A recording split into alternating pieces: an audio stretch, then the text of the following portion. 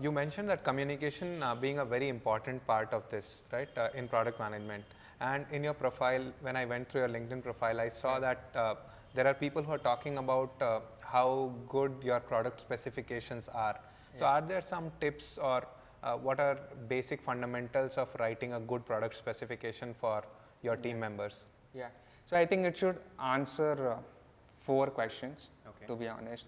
I mean, you can call it whatever you want. You want to call it goals, you want to call objectives, job stories, user stories, whatever you want to call it. But at the end of the day, there are 4 questions which a specification doc should answer. Why you are doing this, for whom you are doing this, what are you doing it, and how you are going to do it. Okay. How is the one which will help designers and engineers?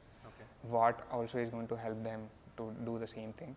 Why will help you to figure it out, why you are doing this? I mean, what is it, what metric you are trying to move, or how that will benefit your company and all, and for whom you are doing it, because that is also going to influence the whole solution or the final feature or whatever you are working upon.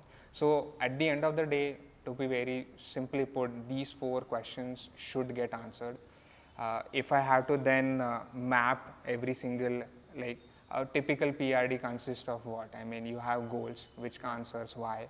You have personas, which answers whom. You have job stories, user stories, which also answer whom. Then you have, let's say, based on the problems which are being shared, you kind of answer what, like what problems you are trying to solve. And based on that, how you answer how by suggesting features and wireframes. Correct. So and then at the but you probably have to resist in going deep down in how, because you do not want to prescribe your developers a solution, or to your designers that this is the right solution. Yeah, exactly. I agree with you 100% on that. And this is the challenge which I faced, especially when I was a developer, because I come from a development background. I contributed to some open source projects also in the past, and I used to get, and that's something which was dear to me, or sometimes it's still, like few days ago I was still writing a code and writing some documentation. So when you feel that you could probably do it better, or a better way, you could not resist yourself. Yeah.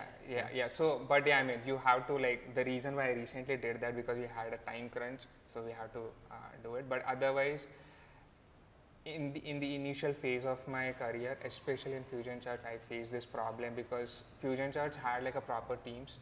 We had engineering team, design team and all. And I got too much into engineering thing, like, hey, this is how the architecture should be. This is the framework which you should choose. And that created a lot of rift, conflicts, some friction. Yeah, but at the end of the day, as I said, communication is very important. So that's what helped us solve that problem. So you defined some KRAs that this is engineering's job, this is product management's job. Yeah, exactly. So it happens. And I think you have to have those boundaries, like when you have to step in and